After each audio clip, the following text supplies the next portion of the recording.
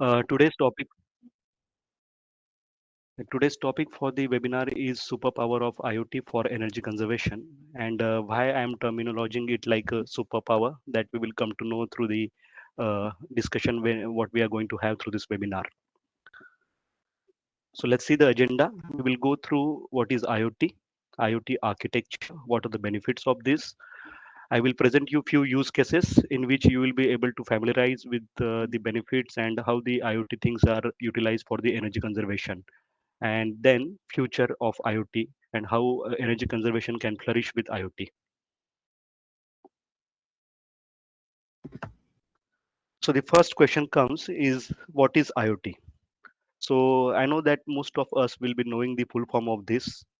So when I was searching about the definition of this particular topic, then I came through a web search on which Oracle and IBM has defined IoT in a very simple way. And the definition is like this, that Internet of Things describes the network of physical objects or the things that are embedded with sensors, softwares, or other technologies for the purpose of connecting and exchanging data with other devices and system over internet. So this is a very simple definition in which we are talking about there can be two sensors, there can be two objects which can talk to each other. And these objects might be embedded with any kind of sensor, any software, or any technology which enables them to communicate with each other. And that data can be of any type. So when we talk about the physical objects or the things, what we are connecting on IoT, that can be a mobile phone, it can be a Bluetooth speaker. So if suppose you are using a Bluetooth speaker at home or at your office, that is also a IoT device. Then a CCTV camera, it can be a temperature sensor, it can be a smart thermostat, a energy meter, an AC, a motor, a freezer or chiller, which we might be using in a supermarket or in a cold storage applications, even a fleet truck like the fleet trucks which are moving for shipping things from one place to another place. Those are all sometimes embedded with the IoT technologies. A forklift, it can be a robotic arm, it can be a CNC machine, it can be an entire process or manufacturing line. So any device or a physical object which can pass data over internet, useful information over net, will become a sensor or a thing, and that complete system will be called as an IoT. So this is a very simple definition of IoT and explanation of that. Now, how does the IoT architecture look like? Means what are the things which are consisting of the IoT is consisting of what things? So let's see how the architecture looks like. So the first thing are the IoT devices or the sensors. So as I have earlier told you that the IoT devices can be CCTV, any lighting control, any robotic arms. There can be sensors, a humidity sensor, a temperature sensor, air quality sensor. It can be any kind of sensor. The second and important aspect of the IoT architecture is the gateway. The gateway, it aggregates the data, it filters the data, and it processes the data. So sometimes it is called as a, controller also. So it might be a one device, a control mechanism. It can be called as a brain, which is on the site, which takes the data from all these devices, process it, and then pass it to the internet over internet to a cloud-based software or an external server. So the IoT application or the IoT software, what anybody will be using, that can be either hosted on a virtual software on a virtual machine on a cloud, or it can be any internal or external servers of the company which is using that IoT devices or the IoT system. And then the fourth part comes in, those are the HMIs, that the human machine interface, that is like all the screens, any laptop, any desktop, any computer screen on which the software is applicable. So any IoT system, let it be for energy conservation or let it be for any kind of process automation, it will be consisting of these four things: IoT devices and sensors, IoT gateway, internet, uh, a software which is based on a cloud or a external or internal servers, and then the screens on which the data is presented. There might be IoT systems which might not be using the IoT gateway. So it depends. But if suppose we are talking from the perspective of energy conservation, then it is always advisable to use a gateway, because the gateway have multiple advantages on collecting and filtering the data. Now, this is not enough. When we talk about the IoT architecture only, so these are not the things which are enough to know. The main and most important part is a kind of secret thing, and the secret lies in the communication protocol. So, communication protocol is the technology or the language which the sensor and the gateway uses for communicating to each other. And this is a most important thing in any IoT project, because this communication protocol decides the economy of that, means whether it is going to be a very costly software or very costly system or cheap system. It will decide that. It will also decide the complexity of the project. It will decide the scalability of the project, and it will also decide the future of the project. So the most important part in the entire IoT system is the communication protocol which a sensor and the gateway uses to communicate with each other. When we talk about the communication protocols, these communication protocols we can divide into two types. The first is called as a, and these are very basic types. The first is called as a proprietary communication protocol. Now, what's the proprietary communication protocol? So let's see the property of this proprietary communication protocol. Generally, the proprietary communication protocols are developed by the providers who are looking to keep things with them. A simplest example of this is iPhone. You might be seen that earlier few years iPhone was not even providing the data transfer with the other OS phones. So the people wants to keep the things with them. Now what happens in such cases is that the IoT system becomes hardware dependent. So just like iPhone, you can use only iPhone peripheral, iOS peripheral devices. You cannot use any other thing. So like let's say a headphone is costing you a lot, you might use an Android headphone, but you will not get the complete features with the iPhone. The same happens with the IoT system also. You might not be able to change a thermostat or a temperature sensor because it works on a particular communication protocol only. The another example is like the ACs or which are made by Toshiba or Mitsubishi. They use their own communication protocol. It means you cannot talk to their ACs without using any third party interface device, which will again increase the cost. So what happens with the proprietary communication protocol is that switching from one hardware or one software to another, it becomes very difficult. The integration of various devices become difficult and costly because you need additional third party interfaces in between the hardware and software to communicate with each other. Sometimes the supplier might force you to use APIs. So APIs are the programming applications which are used when one software is talking to another software. It means, let's say you have a thermostat, but you cannot communicate directly with your IoT software. You need to take the data from their cloud-based software to your cloud-based software. Sometimes these APIs might be free, these might be paid. So actually you will be paying double the cost for your software also and for those APIs also. And then internal R&D and customization becomes difficult. For example, you want to do some kind of R&D that you have any another production line or any another machine in which you want to place some sensors and want to find out that whether those things will save me some cost or no. That kind of R&D you want to do, or you want to do some customization on the software or any additional data points. So these proprietary communication protocol makes it difficult, because in this the providers are actually keeping the things with them only. They are not allowing to use across the softwares and across the hardwares. The other type of communication protocol is very in a basic way it is called as open source protocol. There is another way they call it, that's a industry standards protocol. Industry standard because those are like standard protocols which any devices can talk with. So these are developed by the providers looking for which want to make the things for mass deployment. It makes the IoT system hardware agnostic. It means you can use any hardware. If suppose the hardware is failed, you can change the hardware with any third party hardware also. So you need not to depend on the same provider again. Switching between hardware and software becomes very easy. Suppose tomorrow you came across any other IoT software which is better than the existing one, you can switch. If suppose you have the industry standard or open source protocols. Integration also becomes very easy. For example, you might be having a existing thermostat which you want to connect with the IoT software. it's possible. Machine to machine communication is possible means you need not to depend on any kind of APIs. The internal R&D and customization also becomes very easy because you can customize the things, the hardware and the software as you want. The examples of the open source or the industry standard protocol are RS485, Modbus, BACnet, Wi-Fi, then LoRa, which is actually long range WLAN network. There are other things like MQTT, then there is MBus also. So such kind of communication protocols are generally the open source or industry standard protocol.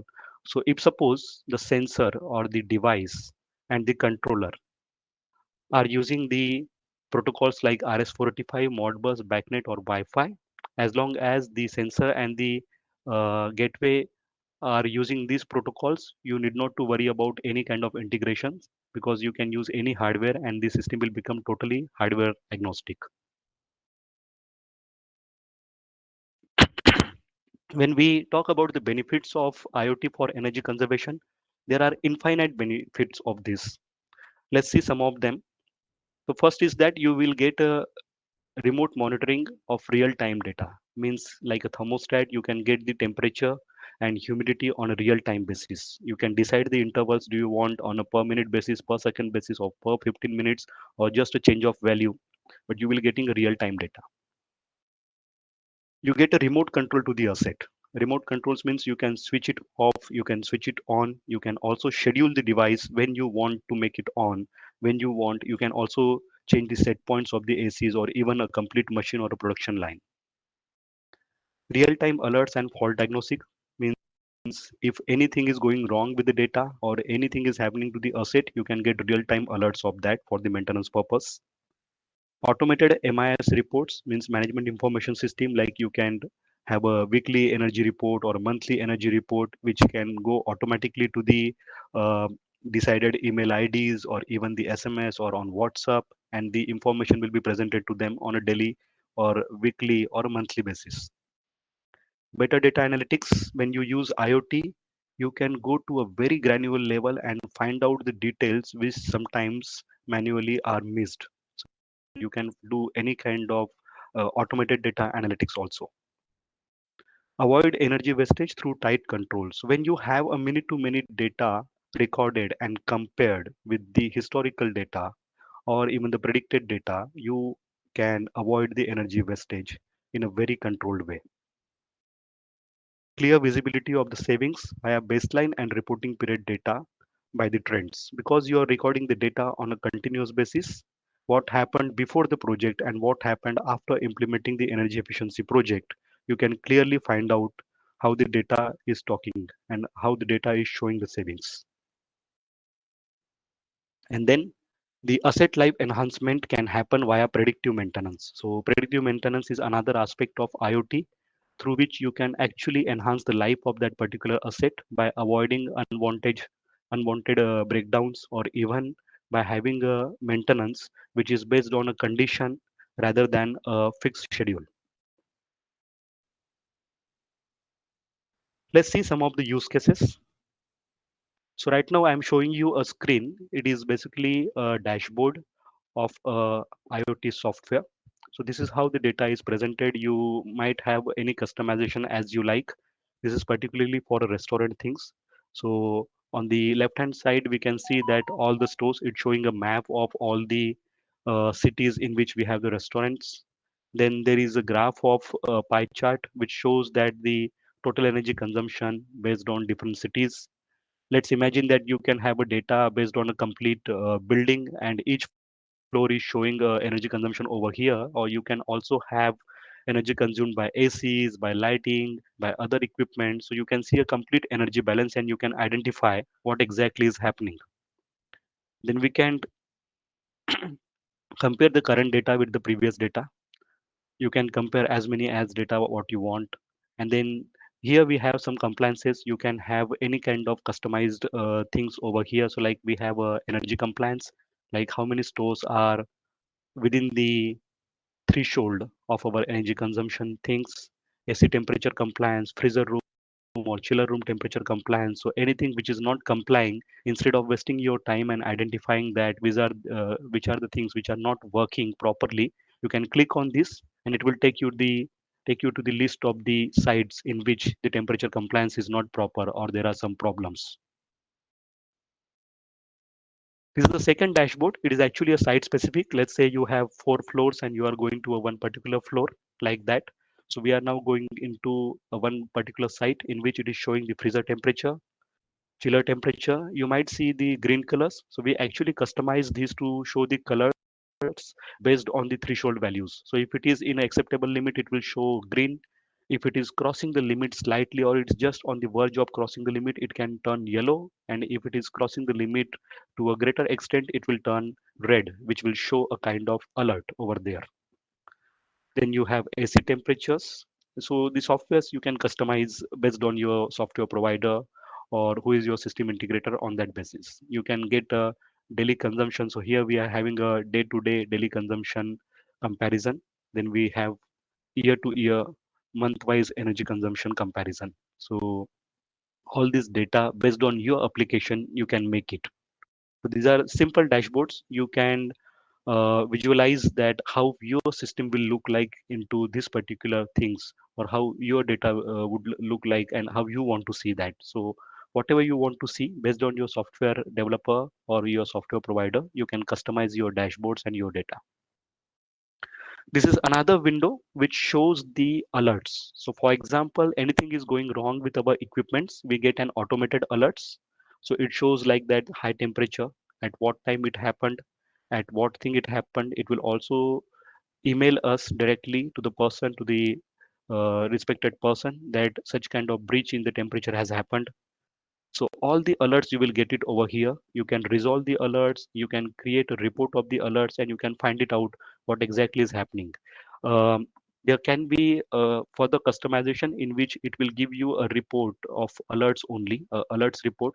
Like monthly, you will get top 10 stores which are generating more alerts. So it might happen that those particular sites are having problem either with the behavior of the operators or some problem with the machines which you can identify.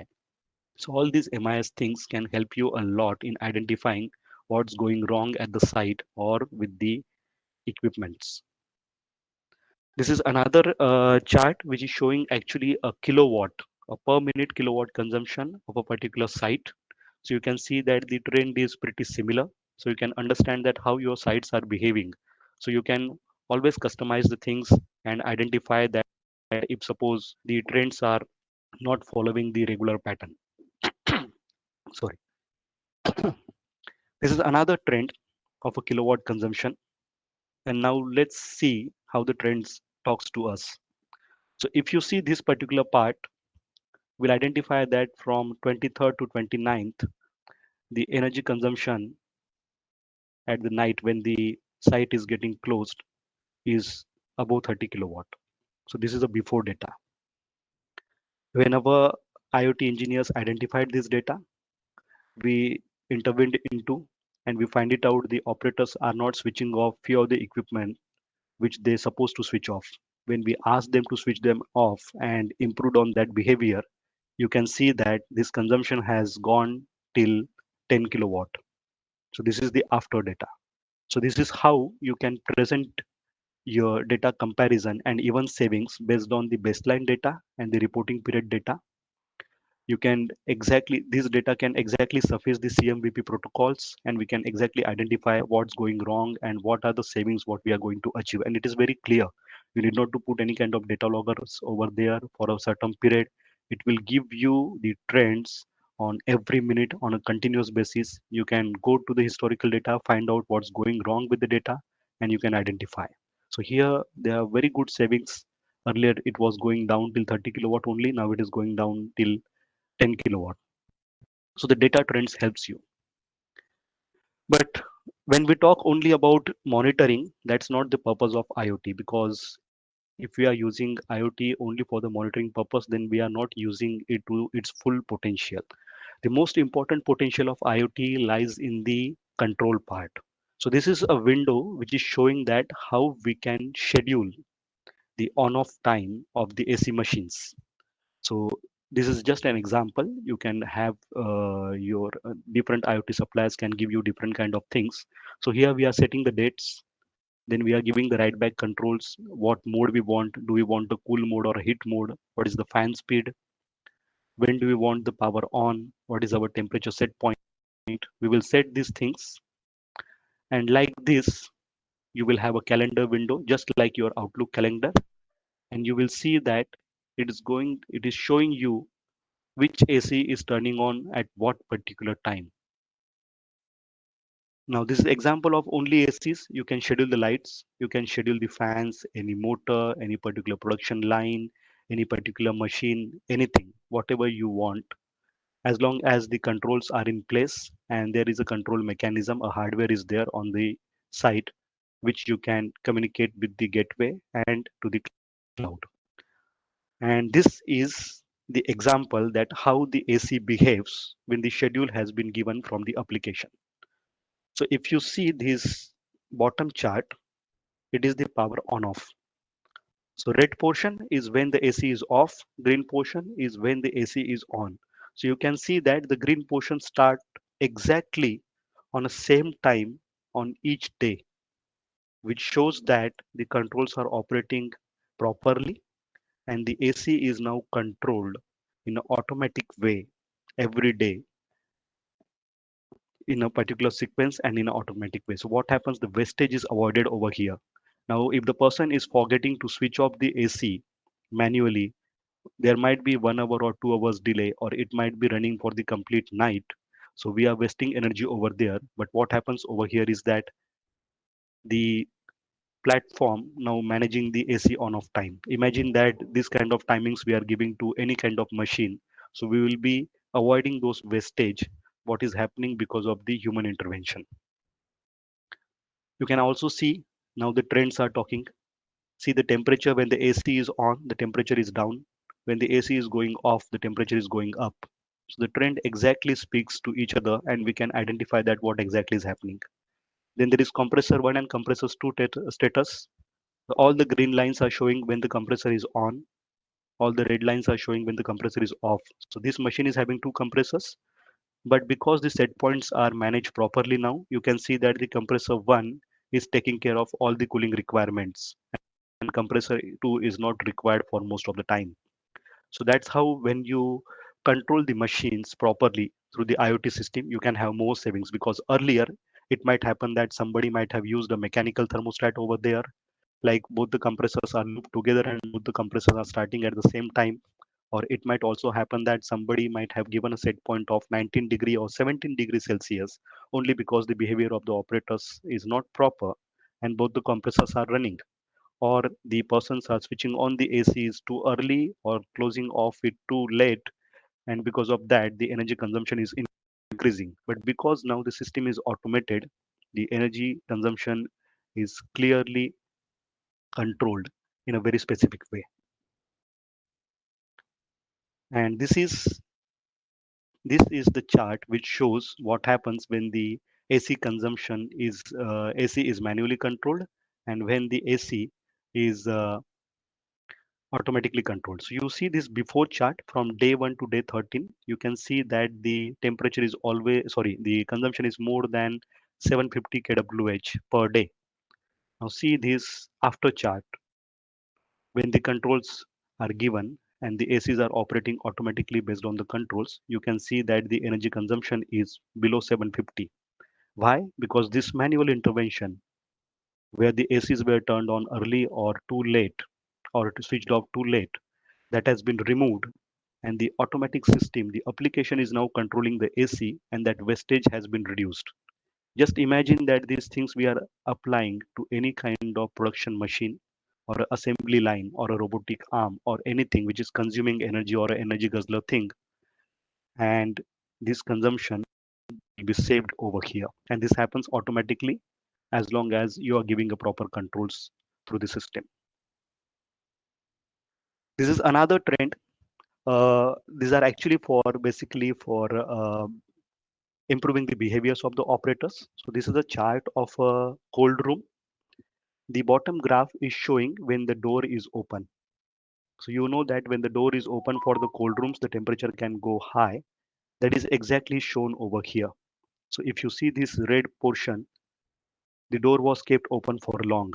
Might be they are keeping some things into the cold rooms and they have kept the door open for a long time. Or it might happen that the operator is feeling very cold while going inside the cold room and he might have switched off the machines.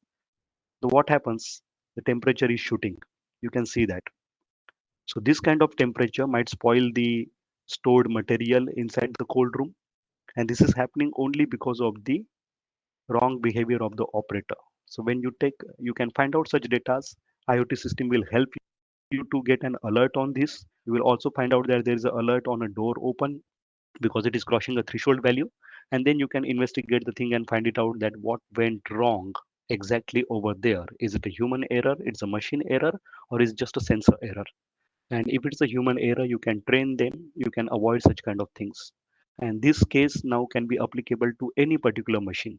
Let me you have a pump on a remote location and the people is starting the pump too early, or they are switching it off very after a delayed time. So you can identify that what exactly is happening. If they are not following the schedule, it might happen that the machine is running unnecessarily and consuming a lot of energy. But so we have seen that how the monitoring and control works with the IoT system. But when we talk about the monitoring and control part only, this is not the again the full utilization of the IoT system. There is a lot of future which lies with the IoT things, and those are through digital twin, artificial intelligence, and machine learning. So these are few of the lines which was said by Jeff Weiner, who is the CEO of LinkedIn, and might be you might see a similar line which might have seen by a Microsoft CEO or a Google CEO. So they says that the data is the most important asset a company has, and we know that the more the data we have with us, the more analytics we can do.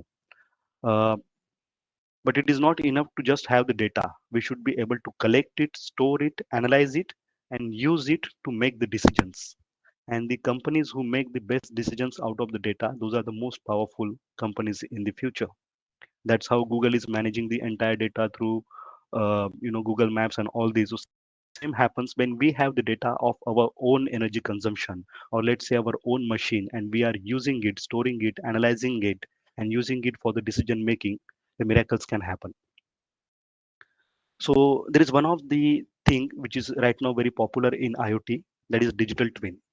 So what happens in digital twin is that it is exactly a digital replica of any object, and over a span of its life cycle, and the data is updated on a real time basis. You can have a simulation, machine learning, and even reasoning and decision making on that. So let's say you have a community and there is a digital twin of the community, and all the data of the community, let's say even population, the people's going in and going out, the waste bins, cars coming in, the parking data, the cooling data, all the data is passing through it, and you have a digital twin. So what happens with the digital twin is that you can exactly create a digital physical replica of the physical system, and you can understand how the physical system is going to behave. Let's say we have a AC and we have a digital twin of a AC. We can identify, let's say one complete year data is available, so we can understand when the outdoor temperature is changing, what happens with the AC, how the machine behaves.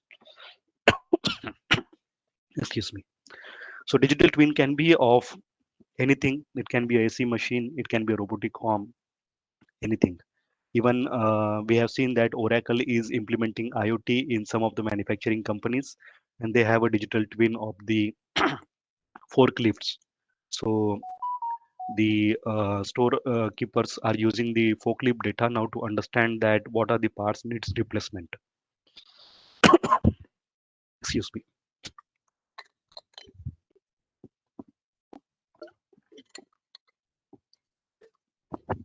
Machine learning. This is actually AI. So machine learning is a type of artificial intelligence in which the softwares have different type of algorithms. You don't have only one program, you have multiple programs, and we seize the data, and it can even predict the outcomes, what exactly can happen if the system has learned the data. So machine learning algorithm uses a historical data to input and to predict the new output values. Let's say you have COD values of CDD values of the entire year, and you have the data which has been captured for a complete year, and one machine learning algorithm has learned that data. So now it can tell you when your outdoor temperature is going 40 degrees Celsius or let's say 37 degrees Celsius, how the AC machine will behave. So that's how the machine learning can help you. You can even customize these algorithms for any kind of data, but you need to have more and more historical data with this. So how the machine learning works? You have a training data, which means a historical data. The algorithm runs this data. He understands the patterns. He go through the complete learning thing. He find out that what are the difference between two trends, and then a trend model is built, and the trend model starts developing the results. So like you have a complete historical data of 2 years or 3 years, and then the machine learning tool or the AI tool will tell you that how exactly the AC is going to behave, or let's say a complete motor is going to behave. So what are the advantages what machine learning can do for us? So machine learning can have predictive maintenance. It can have performance deterioration analysis. We can also take automatic decisions based on the data. So machine learning will itself take the decisions what to do with the machine, what commands it need to give. Let's see few of the examples. Predictive maintenance. So we have a trained model which keep on analyzing the intended machine and the system, and then it reads the all the actual versus forecasted KPIs. Let's say a COP, coefficient of performance of the AC machine, is getting recorded, calculated, and checked on each and every minute, or let's say on each second. If the forecasted KPI is crossing the threshold value, it will generate an alert that with possible breakdown date. So it might tell you in advance that when the breakdown is going to happen. If the integrated machine ticketing system, let's say you have a FM system or a facility management system or a maintenance system already in place to raise the maintenance tickets. So this IoT system we can integrate with them. So at the moment when the alert is generated, the maintenance work order will get created automatically. So we need not to wait for the operator to understand that something wrong is happening with the machine, and then he will raise the work order manually, and then the maintenance guy will come. No, the IoT system will raise the work order, and the maintenance guy will come directly on the site to find out what's going wrong with that particular machine. It can also list probable causes and tools required while the maintenance person is going on the site. This is one of the example. Let's say an alert has happened on a AC machine. So if you see a template, this is a screenshot from a mobile application. It will tell that there is a high temperature incident occurred in a particular machine. So right now we have not given any data over here, but it can tell you that alarm diagnosis report. What are the possible causes? Means what might have gone wrong with that chiller? Is the belt of the motor has broken? It might be icing. It might be a sensor fault. So all the probable causes it will give. And the more the data we have and more our machine learning tools are working, these possible causes we can narrow down to particular causes. It can give you exact root cause analysis, what exactly has gone wrong with the machine. It will give you suggestions. Let's say if suppose the possible causes is known, it will give you suggestion what the maintenance guy has to do on the site. It will also tell what tools he will be needing. Do he need a pressure gauge? Do he need a gas? Do he need any further tools for assessment or for rectification? It will list those tools also. And it will also give the skills of the person who is going on the site, what skills that person need to have. So like if it's a AC problem, needs some kind of gas refillment. So it should not happen a complete, just a electrician is going over there to find out that what's going wrong with the machine. No, it will tell you that which particular person should go over there, and it will also give you the trends that what happened at what time.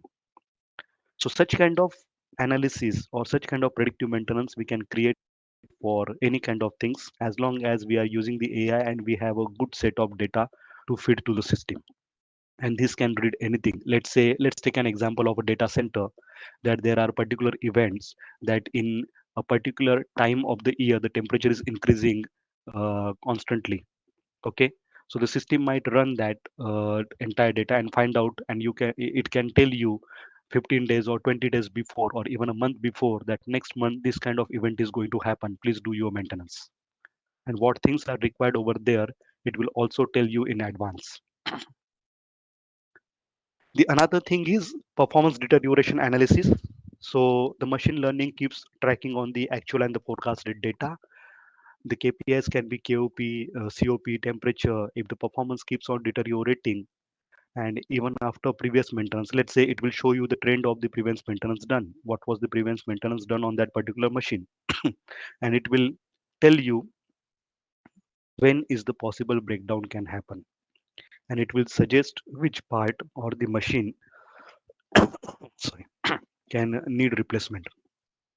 It can also calculate the energy and monetary losses going to happen due to that deteriorated performance.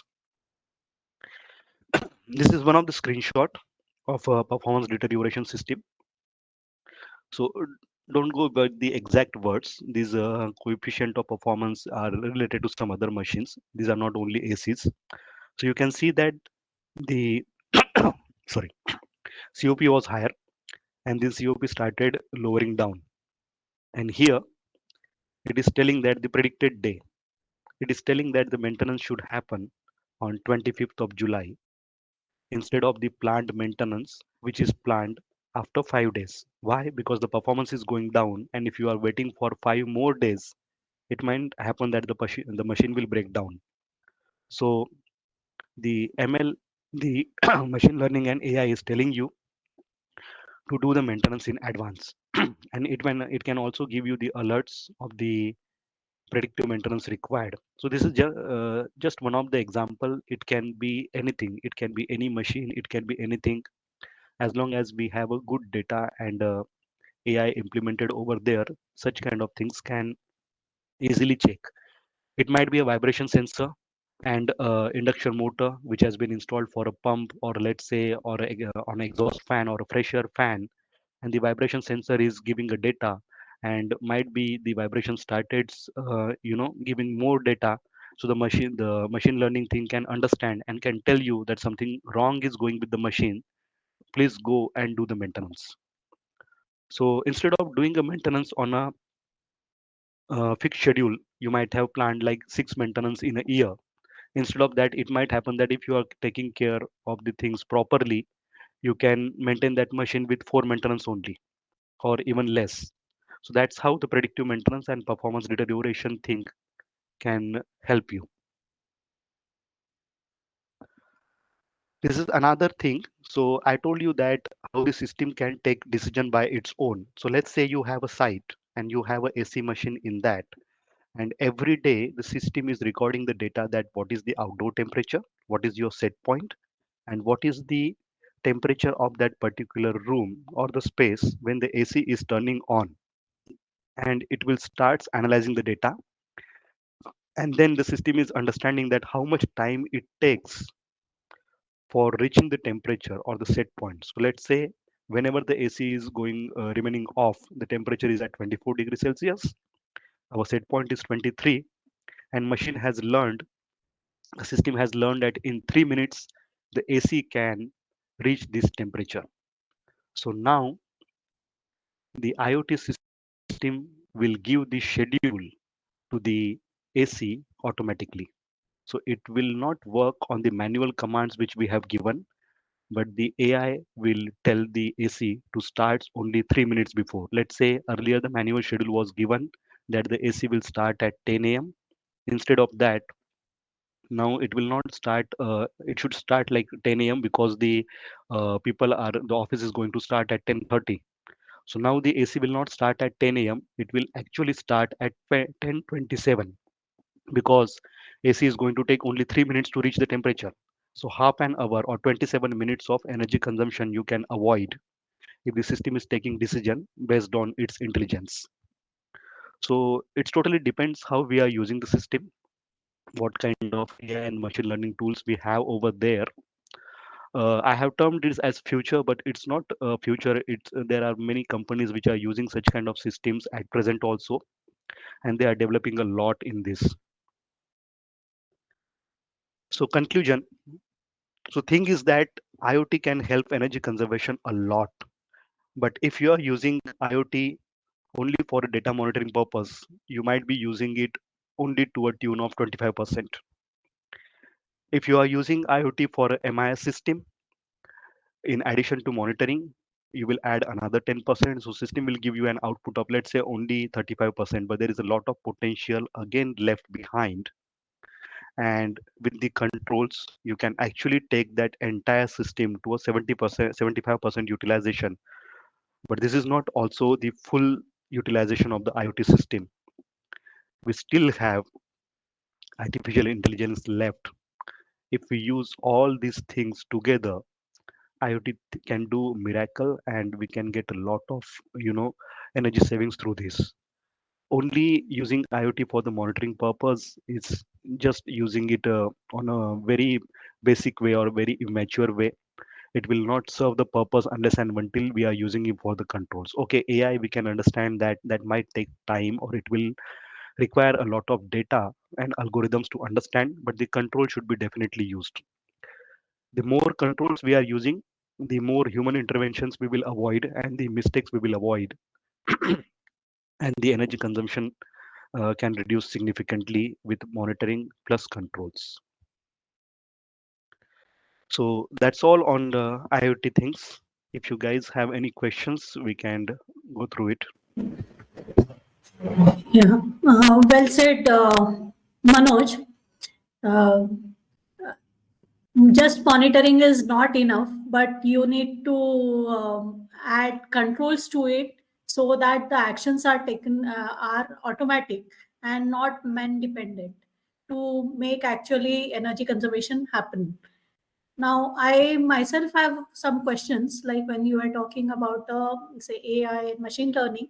So, what are the platforms that allow you to integrate your existing data on the cloud to make this possible? So see Integrate these. AI into the existing data. I mean, how we can do that? So we need not to use any additional tools for that. It actually depends on what kind of software providers we are using. So let's say if you are using a independent IoT software provider, they can have their own machine learning and AI tools available over there. If you go for the big corporates like Microsoft, Google, Zoho, or even Oracle, they have their own IoT platforms right now, and they have AI embedded in that. Okay. So these things are coming along with it. It's not it's nothing like that. It's not an you can say let's say a separate accessories which you are going to plug in into the IoT. It's not an accessory, it is just Mhm. a part of it. So Oracle have it, Microsoft have it, Zoho is having that. To what level they are using, that depends. And but there is always a thing that when you go for the big corporates, it's like moving a big elephant, so you might take a lot of time in doing a customization. It might cost a lot of money. If you go for third party or small IoT software developers, they can give you, let's say, much value out of that, but it totally depends on the user. It might happen that a complete company is based on Microsoft data. They are using a Microsoft client and everything, or they are using Oracle, or they are using SAP, or let's say IBM. It might be easy for them to use that particular IoT platform. But if there are SMEs or small players, they can go for customized software applications also. Okay, that answers my question. Now the floor is open for the questions, and um, you may, I think, all questions are there already. Yes. Thomas George says, excellent session. Now there's a question from Jayesh Thakkar. Any preference on communication protocol? So as I told you, go for the industry standard protocols: BACnet, Modbus, RS485, Wi-Fi, LoRa. Any kind of communication protocols are good. The thing is that use a gateway which is having a capability to integrate with any kind of such protocols. As long as your gateway is simple and having a interface or integration with such kind of communication protocol, it is very easy. So the names which I have given: RS485, Modbus, Mbus, BACnet, Wi-Fi, LoRa. These are industry standard and open source protocol. These are very easy to use. Okay. Here's another question is retrofit is a huge market and need detailed case studies if possible. Any resource for this? See, retrofit you can do, but retrofit what exactly means? Let's say you are going for an ESCO project and you want to do a retrofit for an existing client, or let's say it's a new client to you. Okay, so case studies will depend from your data only. You might get a case study from others' data, like what I have given you over here, or any case studies which are available in the public domain. But you need to create your own data, case studies also. So it might happen that as a provider, you have your own IoT system. You have installed few sensors at the client site. You are getting the data. You are developing your own case studies. And when a a new client is coming, you are showing these case studies to them. But it totally depends, because sometimes the data is available on the cloud and all that, so people becomes a lot of susceptible about sharing the data. They might have some kind of restrictions on sharing the data to each and everyone, so the case studies might not be available in public domain. It might be available with your system integrator or with the software provider, but I'm not sure that they can give you the case studies exactly on particular machines. Yeah, I hope that answers your question, Jayesh. And now there's a compliment from Mr. Dhananjay Gandhe. He says, excellent presentation of IoT for energy conservation in a simple and easy understandable language. Professor D.S. Gandhe, Chairman, Prerana Energy Society, and he has also congratulated you for the same. Thank you, sir. Your encouragement means a lot to the young professionals. And now next question is from Vikas Gasbiye. His question is, can you please provide few examples in HVAC optimization like AHU, VAV, FCU, chiller with little explanation to each system with IoT? I mean, Okay. that's can be. Okay, so let's say we cannot go for on the each thing, but let's consider one AHU. You have a AHU in which there might be 20% of fresh air is coming, and then another 80% is the treated fresh air. You have filters, you have any other things, right? Now there might be a BMS system or there might not be a BMS system. Let's consider that there is no BMS system and something is going wrong with the fresh air damper. The fresh air damper is always open, and in the summer season, the fresh air you are adding at a temperature of, let's say, 38 degrees Celsius. So why you want to keep that damper open? So the IOC system can tell you, you can exactly use the trends and develop a system in which the dampers will be opened only when the temperature is below a threshold value. If it is more than that, the the pressure damper will not open. You can get the filter status. You can identify the motor belt is running properly or no. You can even have a demand control ventilation system. At what time you need to run the VFD at what particular uh, like frequency. Or let's say AHU, you can have an CO2 sensor placed in the uh, occupancy zone, and you are understanding that what is the CO2 level and do you really need a fresh air or no. So it's totally depends on your intelligence. See, the machine is not learning by itself. You have to first give your intelligence to it. So you have to pick the sensors, you have to pick the machines, what exactly you want out of that, and then the machine will give you output based on that. So let's say you have different sensors over there, and the machine will check, is it a ambient temperature, is it a CO2, is it a filter status, is it the number of occupancy inside that particular zone. Which parameters or the combination of parameters should be used to decide what kind of pressure should be given in that particular space. So it totally depends what you are going to have. I hope that answers your question. Now there's another question from Amar Patre. I am not expert on data management and communication, but is it possible to ensure security of data? Is that all encrypted transmission? how can data security be stepped up? This is a very important questions, and this question comes across all Yeah. the industries all the time. Yes. So when you talk about the um data encryption, so all the data is encrypted. Okay, it is not like that the temperature data is going in the same way. It is not the numbers which you are reading on both the ends. This is the encrypted data, and if somebody want to read that data, they have to first decrypt the data and then understand what is the temperature or what is the particular thing. Okay, now another thing is that when you are using the how you are getting connected to the internet, you are getting connected to the internet by two things: either is a via system or it's a GSM network. In both the things, the gateway itself is having some security protocols, and when the internet you are using, so if it is a managed switch, or you are using a GSM M2M SIM card, so you can manage the ports.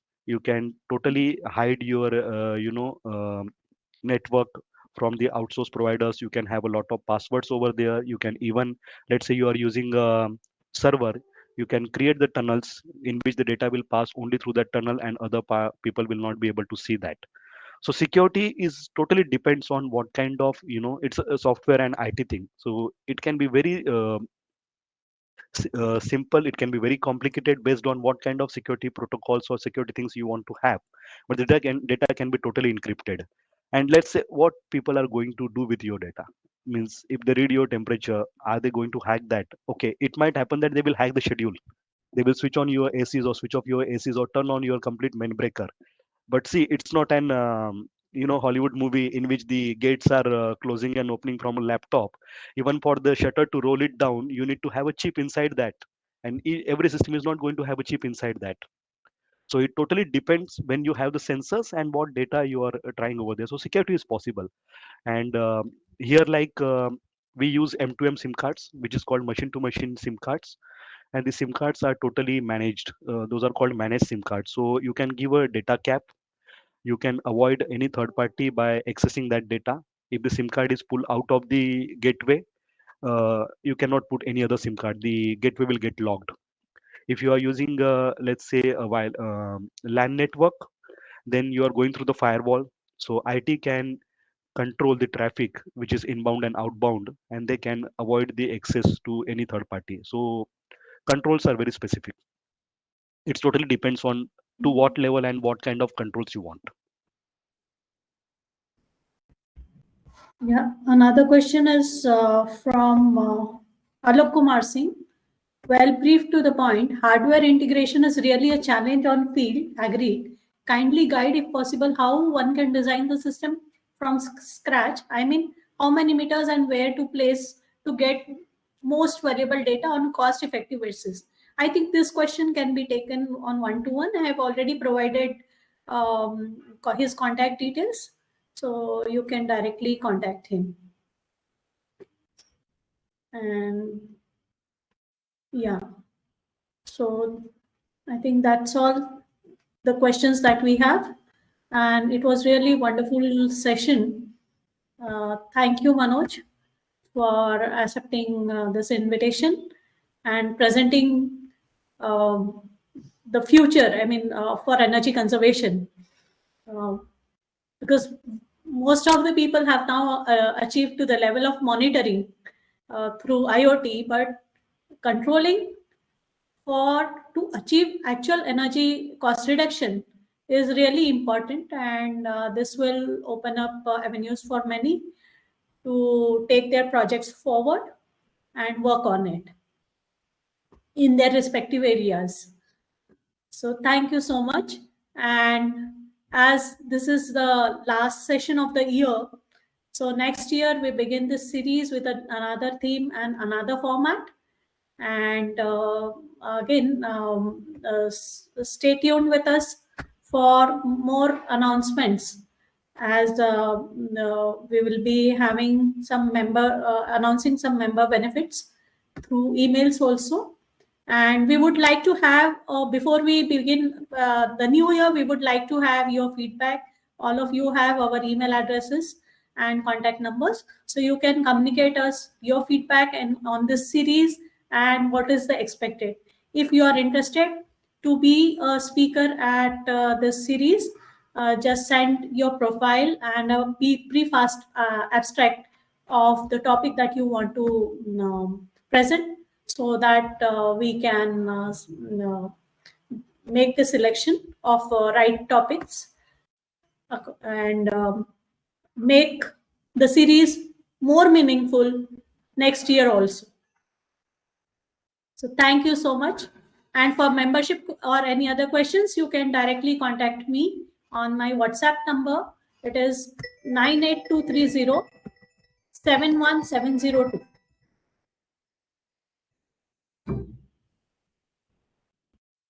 So thank you so much for attending the session, and wish you all a very happy new year 2024.